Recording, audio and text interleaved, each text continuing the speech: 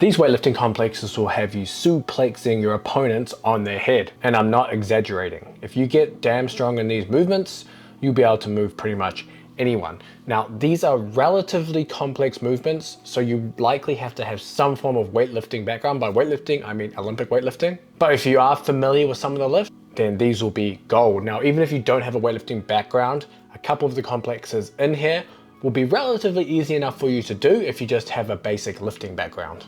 So I wanted to make sure that you listening to this, regardless of your lifting background, are able to at least implement something from this video. And I actually use some form of Olympic weightlifting derivatives in the off-season wrestling program that is 12 weeks. It's in the Sweet Science of Fighting training app. You'll find that down in the description. But let's run through these.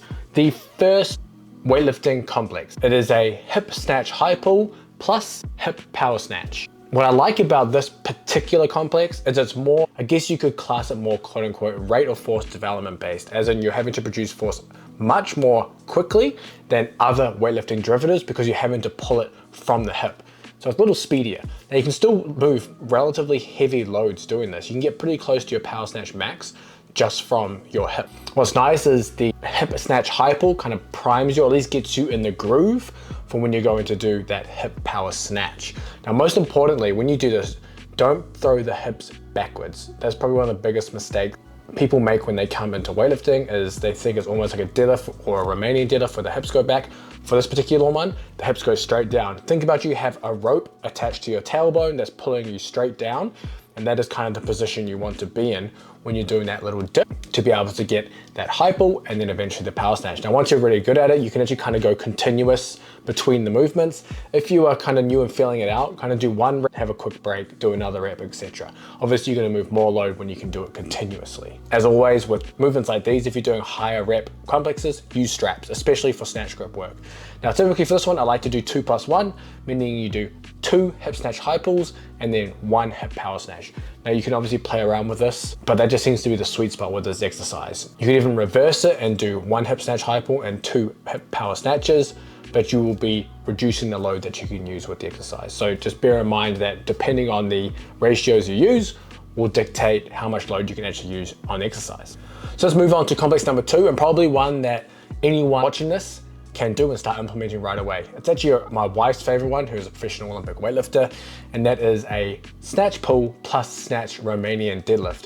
Now, if you can't do the snatch pull for whatever technical reason, you can just do a snatch deadlift for this one. The snatch pull is nice though, because it gets you that extension and gets you moving the bar quickly at the top. But for me, my favorite set and rep on this is doing 2+2. So you're gonna do 2 heavy snatch pulls, and then at the top of the second rep, you're gonna do 2 Romanian deadlifts with that snatch grip, again, with straps. You can modify how you do the Romanian deadlift.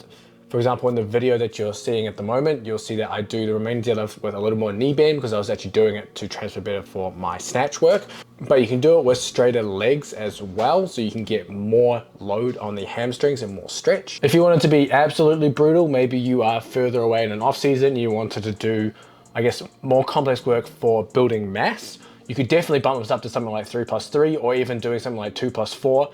Lots of different variations that you can do on this one. If you wanted to go really heavy, you could even do something like 2+1 or 1+1, anything like that that will get you the strength base, or you can go more volume based with some of these complexes, which is really nice. And I'm gonna touch on at the end of this video as well, how you can implement these within your training program. So the third complex is an overhead complex, probably one of the more popular or common ones within Olympic weightlifting, and that is the push press plus jerk. Now, because you are not an Olympic weightlifter, you don't have to do the split jerk, which is a little more technical. You could use something like a power jerk, which is much easier to learn and perform. So essentially you're gonna do your push press first and then finish with your power jerk. Typically, I like to do 2+1 again on this particular complex, but again, you have so many options with this. You can do more volume, something like 3+1, 3+2, 3+3 if you really wanted to be crazy. But with this particular overhead variation, being on the lower side of the reps is typically better for performance versus, say, the pull and RDL, where you can go a little higher in the volume. So I would probably recommend 3 reps being the maximum for the push press, and then for the power jerk, probably around 2 reps being the maximum. What's really nice about this variation is it teaches you to use your legs under a little bit of fatigue. Because you have to propel the bar vertically during the push press and having to do it again with the power jerk under a bit of fatigue, you have to maintain that posture while being able to essentially maximize force production vertically. You also get a little, almost like a little contrast within that same set, right? You get a little bit of a slower lift in the beginning with the push press, and then a faster variation with the power jerk at the end. The fourth complex is a little more technical. You have to know how to do a power clean for this one, but it's the power clean plus front squat plus push press, or you can even replace that with a power jerk. Obviously, if you're doing a power jerk, you're not going to be limited by what can go overhead as much as if you're doing a push press. What's nice about this is it breaks down the clean, where you can do the power clean, which is a little easier to perform, and then you can do your front squat, and then you got your overhead movement. Now with this one, typically I like to do anywhere from 1 to 2 power cleans.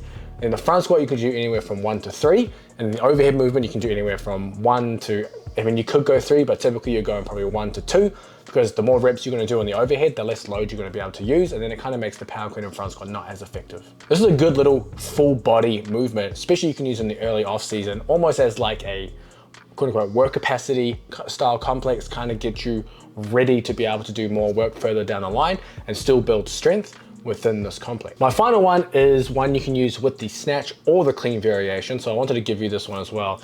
It is a paused snatch or clean pull, and then it is a paused power snatch or power clean, obviously depending on which style you're using, which means that you're gonna lift the bar to your knee, you're gonna pause there for 2 seconds, you're gonna complete the pull, you're gonna rest the bar back down on the floor, you're gonna do the same thing, pull the bar to your knee, pause there for 2 seconds, and then perform the power snatch or the power clean. What the pause does is it takes away the momentum that you have from the floor, and now you have to generate that force relatively quickly from the knee after you've been holding that position with a little bit of fatigue. It actually is really nice for strengthening that over the bar position in weightlifting, but what that means in wrestling is you're able to strengthen that posture so you can be able to hopefully resist some of the snap downs and some of the posture breaks that are going to occur during wrestling.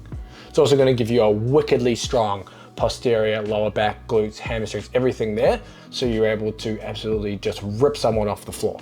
If any of these complexes interest you, definitely give them a try, but if you're looking to figure out how to actually implement them within your training, typically you would do something like this in an off-season period. Obviously, wrestling is one of the few combat sports that has seasons, at least at the collegiate and high school level.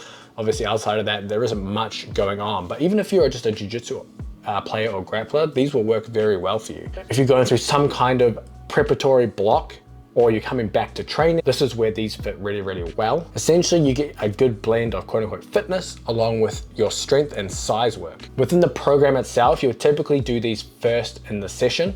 You need to be fresh to be able to do these well. For example, if you're doing the snatch pull plus snatch RDL, that might be your first exercise, and then you might move on to a single leg squatting style exercise, and then you might do your upper body work.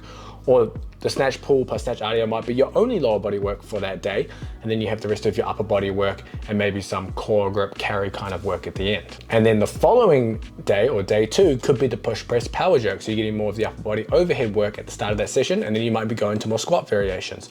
So a lot of ways to play around with these complexes, which is really nice, and because they are full body, they fit really well within full body strength training programs. Now I have an older video right here that actually details an off-season wrestling training program that you can watch right here.